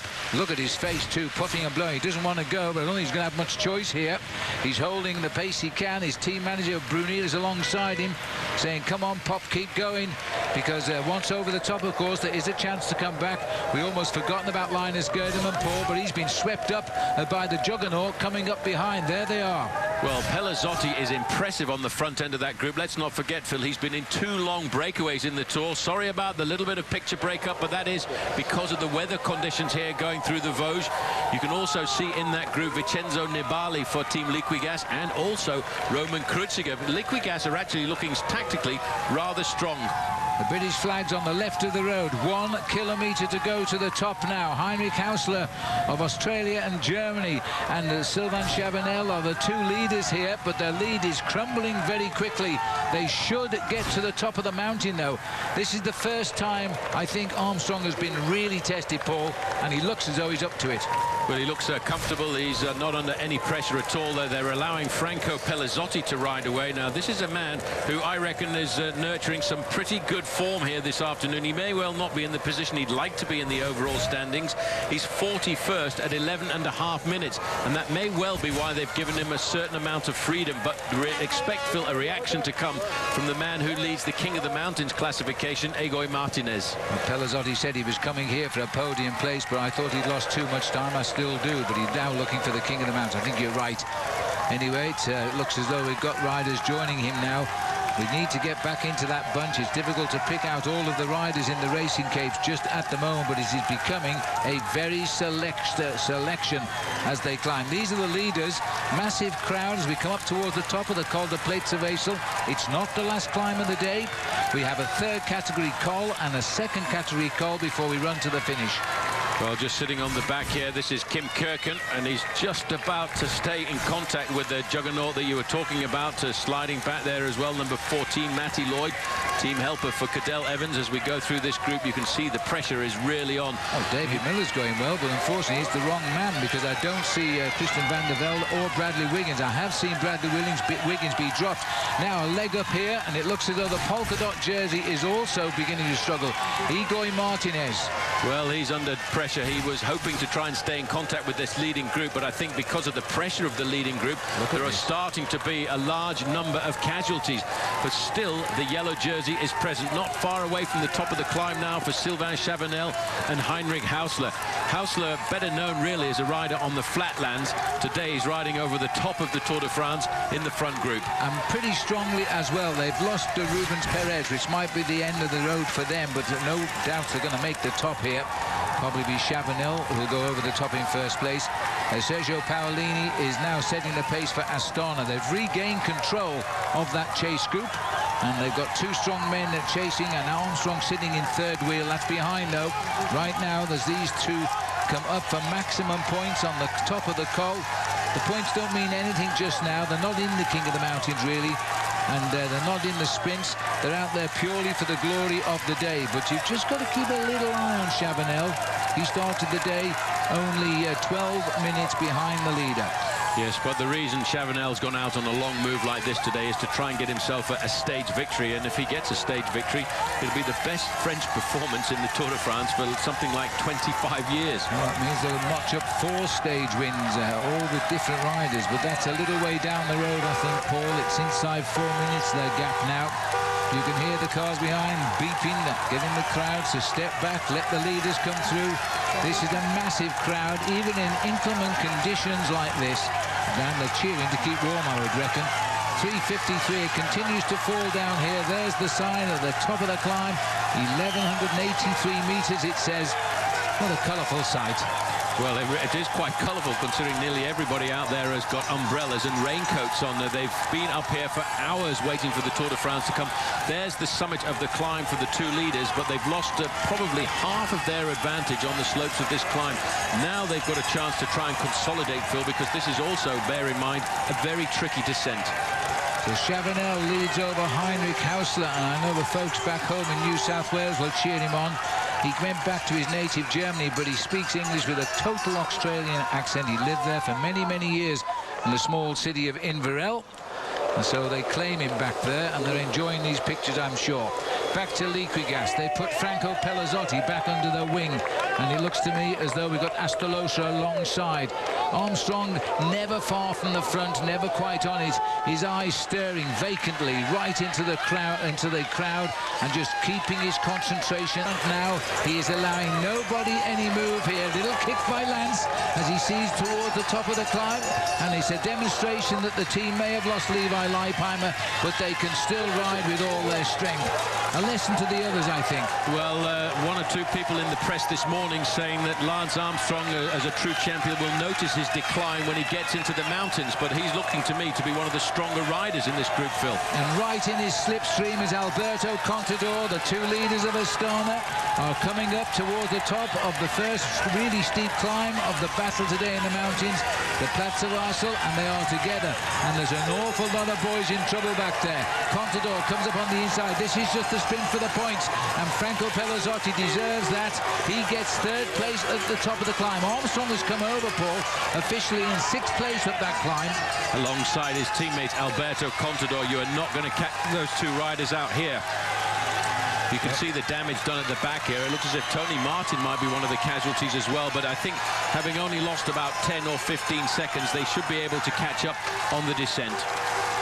Well, I can't think of anybody. The only one I can't say I've seen, but I've no doubt is there, is Carlos Sastre, because I've seen everybody else. It's very difficult to nail them at the moment with their racing capes on. These are the two leaders now over the top of the climb. It's a plateau for a little while, then they plunge back down. There goes Sylvain Chavanel. You might not quite see what happened to Heinrich. Much more cautious there around that bend. A little bit afraid to straighten the bike up, I think. And so he's going to continue to lose time. These are the two chasers. It would be a different game if these two could catch up to Chavanel, and then they might well go back up to Heinrich Hausler. Well, I think they're losing ground, actually, Phil. They've lost a fair amount of ground on the descent. They got as close as 2.5 minutes, and now they're 3 minutes behind the two separated leaders. And there's no pressure in the main field, and you can see this main field now is starting to swell with riders taking risks on the descent to pull themselves back into the race. Yes, and they're very healthy building of the bunch there, and that's all because there wasn't one single fancy man in the Tour de France missed the strongman's climb of the Platz of Arsel. So they've shut down. Boys have come back when they thought they'd wave goodbye to the leaders for the day. Mark Cavendish, I don't think we'll see. He dropped off fairly early on the climb. He's still behind. He's got a few riders with him. His object is to get through these mountains, and tomorrow, though, could suit Mark Cavendish yet again. Yeah, great flat finish on the run into Besançon tomorrow, but that is on the eve of what's going to be a serious rendezvous, and that is the climb, the mountain-top climb up to Verbier, the ski resort in Switzerland. Well, certainly the 25-year-old is not having any bother holding a very, very good rhythm here. We're in the town of Lautenbach, and once we leave this town, we will start the climb. There's the board. It's only a third category climb. It's not long. More King of the Mountains points, of course, at the top. 2.1 kilometers in length. Not really very much at all. Once he's gone over the summit of that, there's another slight downhill before he starts the final climb of the day, and that is a little bit more difficult, Phil, because that is ranked as a second category climb, and that's the Col de First Plan. Left-hand turn, there's the board denouncing the third category climb, the Col de Banstein. And this is Sylvain Chavanel, who was left on the descent of the previous climb. We're looking now at Sylvain Chavanel. He rides 21 seconds because he was left behind on the descent of the last climb by Heinrich Hausler. These two now are still ahead of a main field, which is getting bigger by the minute. I think it's probably 60 strong now, Paul. Yes, it's swelling all the time, and that's an indication that they will not really, I think, chase these riders down in earnest. In the next couple of kilometers or so, Sylvain Chavanel really needs to put the hammer down, get his head into gear to try and catch back to Heinrich Hausler. The two of them working together will survive off the front end of the two-man chasing group and the front end of the peloton, which is fading back now, Phil, to 5.5 minutes. Chavanel, though, is also losing ground on Heinrich Hausler. Well, this guy's hit the hill. He looks like he's sprinting up it at the moment. He's not climbing it. He's just racing it. And he's very, very strong. He's clearly feeling on a hot day now, taking all the pressure off his team, by the way. Carlos Sastre, last year's winner, who joined the team this year. It's a new team on the block. And he now is searching their second stage in a second category climb. So it's a bit harder and a little bit longer. It's an 8.4 kilometer climb. That's a 5-mile climb coming up after this. The next climb, Paul, is a 5 miles climb, or 8.4 kilometer climb, which will finish this off. And it's going to be a launching pad, possibly, for someone in the Armstrong group, perhaps not one of the contenders to go. Well, I'm surprised here, Phil, looking at Sylvain Chavanel, because he's a tough bike rider, and I thought he had a very good start to the season with being an integral part of the victories of his team Quick-Step in Paris-Roubaix and the Tour of Flanders. And now he just seems to have cracked when I would have put him as a very strong rider. Over the top of the climb for Heinrich Hausler, a bit more respite as he picks up the descent once again. And he's 3/4 of a minute now in front of Sylvain Chavanel. He was 20 seconds at the bottom of the climb. So Chavanel is on his way back towards the field, I think, right now. Well, it looks like a broken man here. He certainly can't find any rhythm at all. Well, he's certainly got his shoulders rocking and rolling, which is not a good sign. In and out of the saddle, trying to find a little rhythm. It's not there just now. He's going to be joined by those two riders chasing from the back, that's for sure. That means that Ahmet Chiruka and Bryce Feylieu are on the way up towards him. He might find himself if they catch him. Well, as he goes over the top, the field behind is regrouping, and all of the major contenders in the Tour de France, quite honestly, are back together. It could have been worked out, Paul, I think. It's the job of the Euskaltel riders to take the points away from Feylieu. But even so, Feylieu has scored on that with a 4th place. Only just, it's only the first 4 over the top of the Bainstein.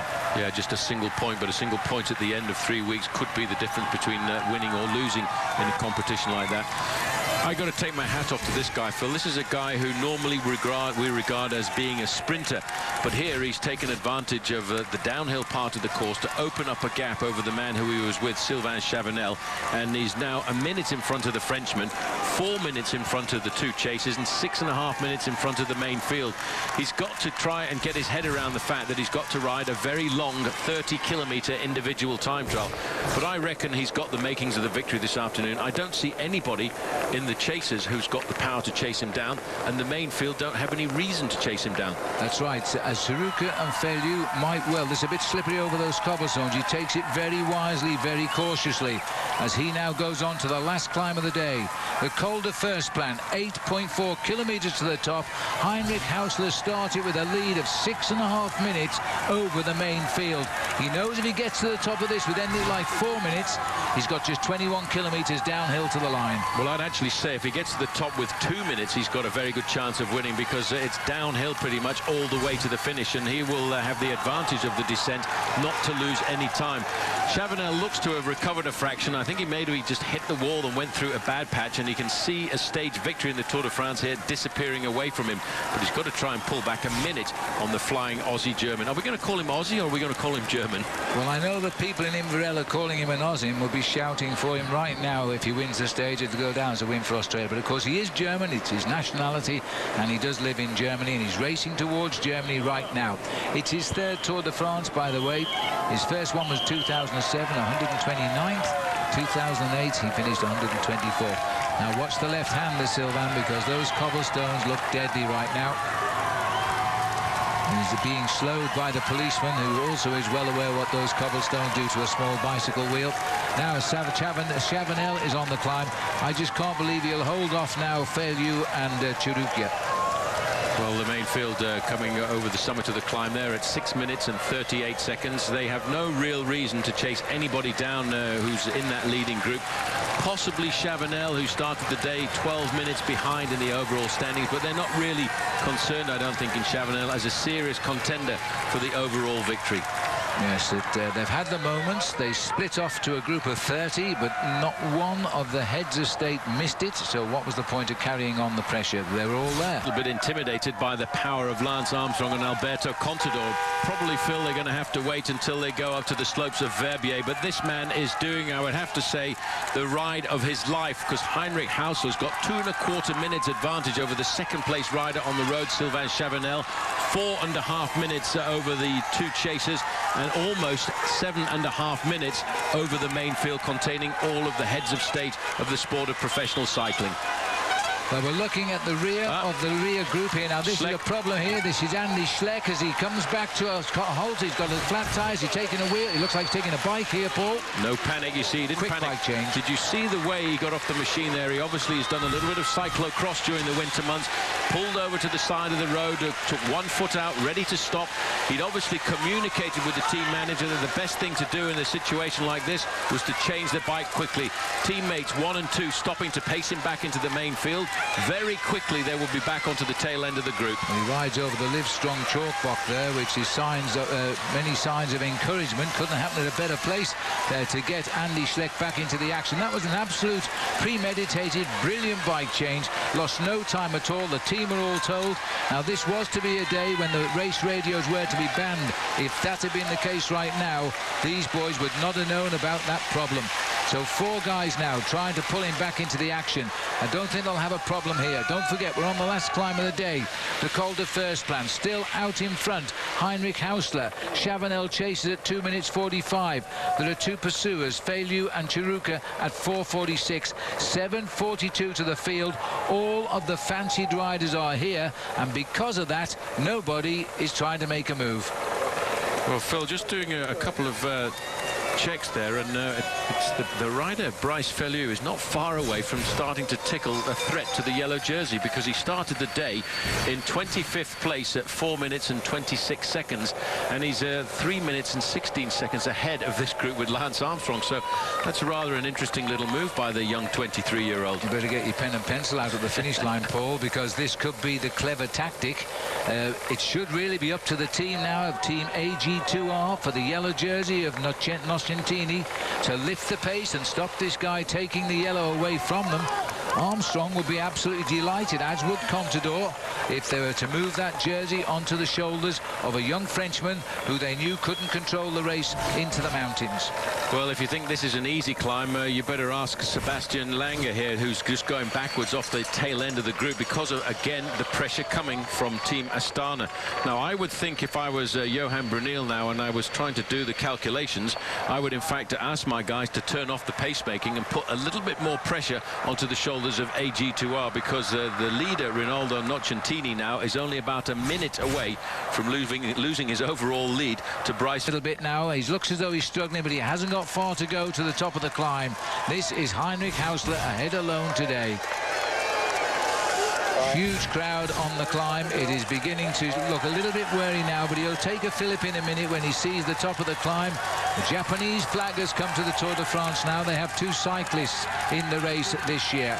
Well, big crowd now, Phil, waiting to see who's going to be the first over the top of the climb. Well, I don't think there is any doubt at all.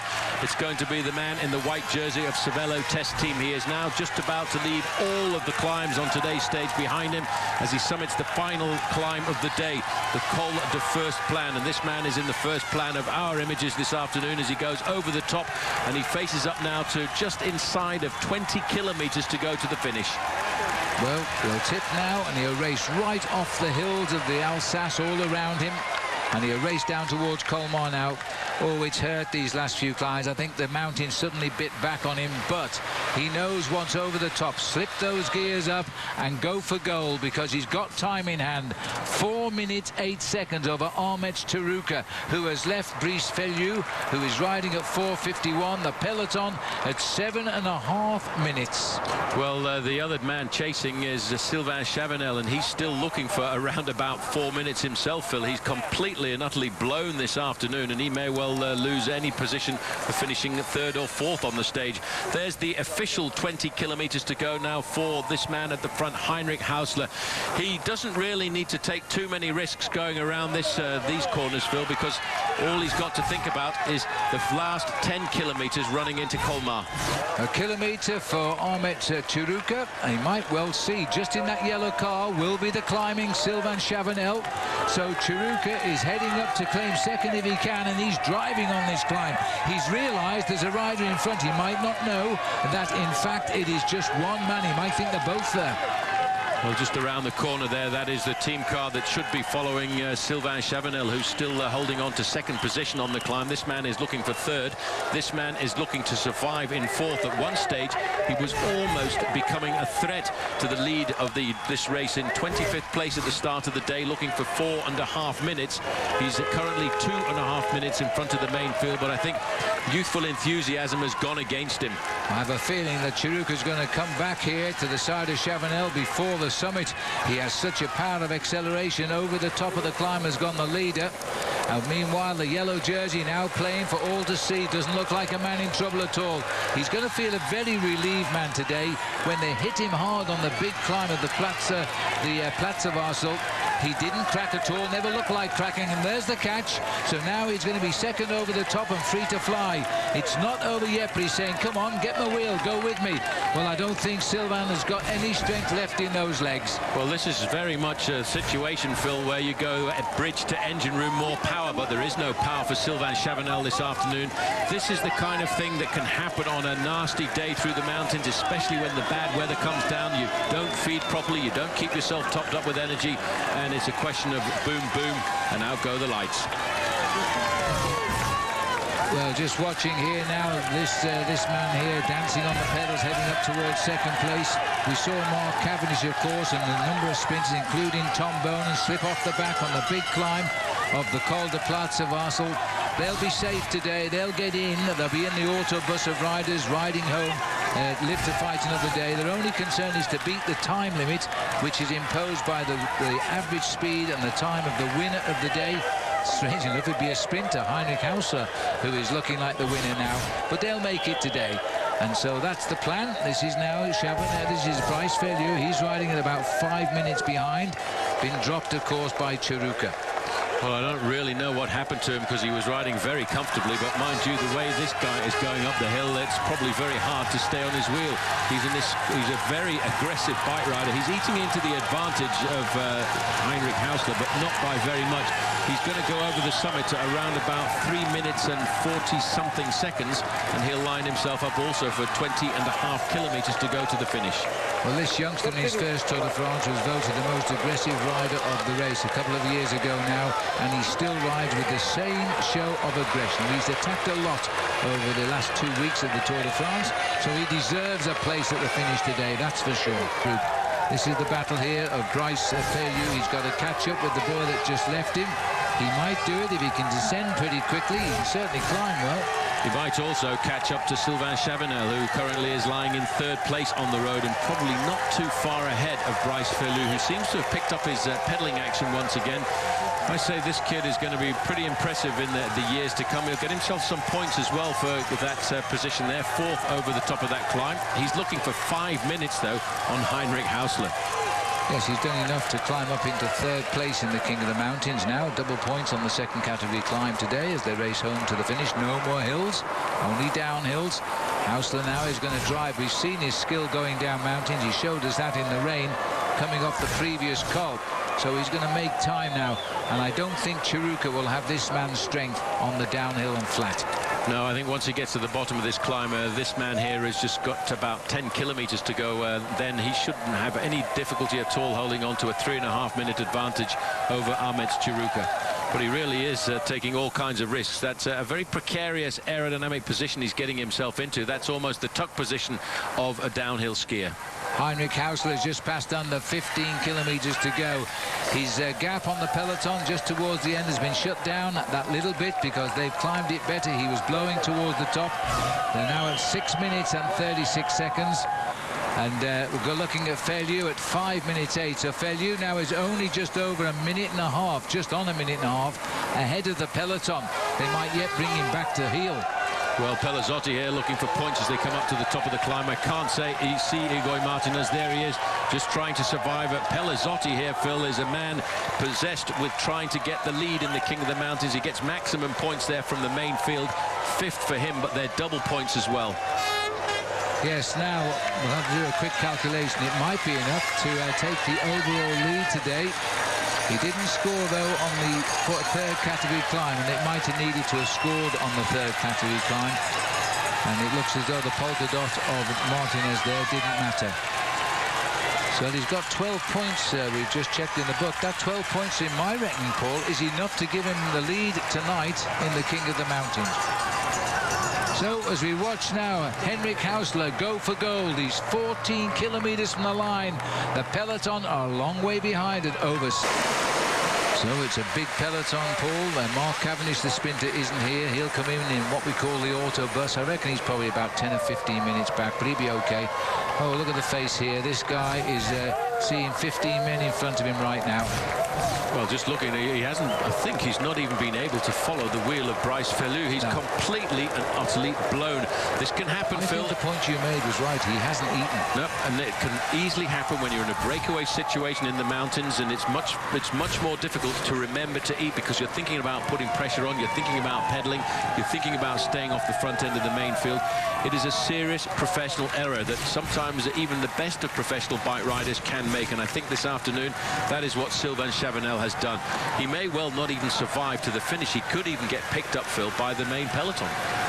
He could, because once you hit the wall, the body sugars are gone and you can't see anything. Steady as you go now, there's no need to take risks, Heinrich, and he hasn't, as he swings in looking for the 1 kilometer to go. Banner now. 3rd Tour de France, first stage victory. It's going to come on the east of France, as close as he could be to Germany, in fact, because tomorrow we go down much closer to Italy. As he lines up, there's a massive crowd here in Colma. He's under that 1 kilometer to go. And now he's just going to enjoy the noise of the crowd in his ears here. It's been a wonderful attack, and he's got rid of everybody. I thought he made a mistake getting rid of Sylvain Chavanel on the way down, but he knew how he felt, and he must have known how Chavanel felt. Yes, well, he obviously got the feeling that Chavanel was not going well on the 1st category climb, because theoretically Chavanel should have been the much stronger rider on the uphill parts of the course. He saw that, and he took advantage of it on the descent, and he flew down that descent to build up his lead over the Frenchman. And although the Frenchman held it at 15 seconds for a while, all of a sudden the lights went out. It's a long finishing straight here, Phil. It's almost 1 kilometer straight up to the finish line in Colmar.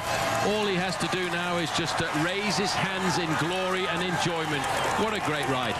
He was born in Inverell, a small town inland in New South Wales, inland from Sydney.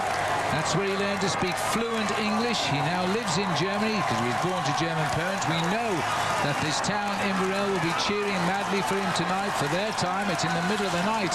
It doesn't matter to this man because he's enjoying every moment of it. Heinrich Hausler, 25 years of age, comes home to his first win at the 3rd Tour de France he's attempted, and he's done it so well through the mountains of the Vosges and the Alsace, and he's overcome here with emotion. Yeah, good ride, man. I tell you, that really is very special, Phil. Terrific as he hits the line. I'm not surprised. A very popular guy. He's had a great season. That, by the way, is his 5th win of his season and the 14th win of his career. This rider got away from the boys at the hard part of the course. They didn't chase him. 23rd in his first Tour de France in 2007, and he's about to get 2nd on the stage. There's the reception. Big win for Sabello. I'm not sure if you saw the average speed of this stage. We've been over 5 mountain passes, maybe not the big mountains of the Alps or the Pyrenees, but the average speed of today's stage, Phil, 40 kilometers an hour. Enormous. Over mountains, they did 90 kilometers on the flat approaches to the hills today, and then he still managed 42 in the 3rd hour of racing when they were in the hills. It is a as the Aussie would say, it's been a ripper today, and it certainly has for the man from Inverell and Germany. Here he comes up the home straight, another aggressive show by Almet Taruka, and he's going to get second because of it. Well, he's done a great ride too, and he was the one who rode across the gap and caught almost everybody who was in front of him on this stage, but it just left him a little bit too much to cap up to Henrik Hausler, who had an incredible ride over the last 20 kilometers, and I think that goes down as one of the best rides that Henrik Hausler has ever done, Phil. Huge gaps, Paul. He's only just got to the 2 kilometers, which means that the big group containing Contador, Armstrong, and all of the big riders, they are way down the road yet. This boy will have a chance to go and shower before we call him up onto the podium. This has meant a lot to Heinrich Hausler today. It started his season so well. He finished second overall in the Tour of Qatar. He won a couple of stages in Portugal at the Tour of the Algarve, where he held the leadership for a day. He won a stage at Paris-Nice. He won a race not far from here, the Grand Prix Triberg, and now he's got the one he wanted. He's been so quiet for 2 weeks, but we now know he's in the Tour de France big time. We will never forget that he's been in the Tour de France, and this guy also, we won't forget that he's been in the Tour de France, because he has been aggressive since the start. Sadly, he's only going to walk away with second place, but I think this kid will come out and fight again on the road, except the man who had flown the coupe on the way off the Col du Platz Basel. Well, second place for him. We're going to have to wait a couple more minutes now for this man to come in, Bryce Ferlu. He got very close to tickling the yellow jersey here this afternoon. He was only a minute away, but he just couldn't stay on the wheel of Ahmet Taruka. If he had done, he might have ended up being a rather serious threat to Ronaldo. Bernardino back in 1985. Maybe only a short wait now. A long time ago for the French to have a man to cheer with a real serious possibility of winning the Tour de France. It's a long finishing straight, this, isn't it, Phil? A full kilometre, 6:12 as he crosses the line. And that's where the clock starts. This man has learned all about pain in the Tour de France today. Deserves his 4th place. He suffered his way to 4th. Terrific result there for Sylvain Chabanel. Now it's all eyes down to see the peloton come in. All of the main contenders for the Tour are going to finish together. Here they are. There is the yellow jersey. He'll wear that again tonight. And just a little bit of kicking. The Cervelo boys trying to finish it off here with Hushoft on the right. He'll be delighted with the result. Lance Armstrong is safely in there with Alberto Contador, Nocentini, Christian van der Velde, Bradley Wiggins. It'll be the same order overall tonight. And even the white jersey will still rest with Tony Martin, because he should be in there as well. Well, there could be a little challenge there, Phil, as we look here at Heinrich Hausler, the teammate of Thor Hushoff. There could be a slight change in the green jersey classification as well there, because getting 5th across the line on a mountain stage is going to give Thor Hushoff a number of points. Well, it's not quite as many, because it was far less for the day, but yes, well, we'll find out in a moment if indeed on this surprise result. I don't know how Hushoff managed it. We think Thor has got 11, and if that's the case, he might have just snatched the lead away from Mark Cavendish. More on that in a moment, I guess. Well, that would be a surprise. Nicholas Roach is in the pack. Armstrong is in this pack, so they're all very content. They did try to attack. Smile there off Thor Hushoff, because he's just been told, I think, that his teammate has won. Might be a happy families in Cervelo tonight. The result is, as we saw them cross the line, Peter Vellitt spoiling a perfect day for Cervelo in some ways, because he took the bunch sprint ahead of Thor Hushoff, but we think Thor Hushoff has now reclaimed the green jersey off the shoulders of Mark Cavendish. That's going to be a great battle. There he is in 6th place. Hushoff just ahead of Efemkin. Bradley Wiggins riding extremely well in 8th. George Hincapie, the old man of the sport, up there in 9th. And keeping inside of the top 10, Andy Schleck. Now, these are big names of the contenders. Good result for Wiggins there. Further down, Cloden, who's riding high, is in 11th place. Frank Schleck, the brother of Andy, he gets 15th. I think we can go further down and show you where Lance has finished, I hope. But Alberto Contador is in 20th place. Note, 6:43. Everybody given the same time. That's very important right now. Continuing down, Jeremy Warr is there. Van der Velde is in 23rd, but no worries. It's 6:43. Next page, we see Lance Armstrong. Took no risks in the finish in the rain. 27th place, same time as everybody else, 6:43.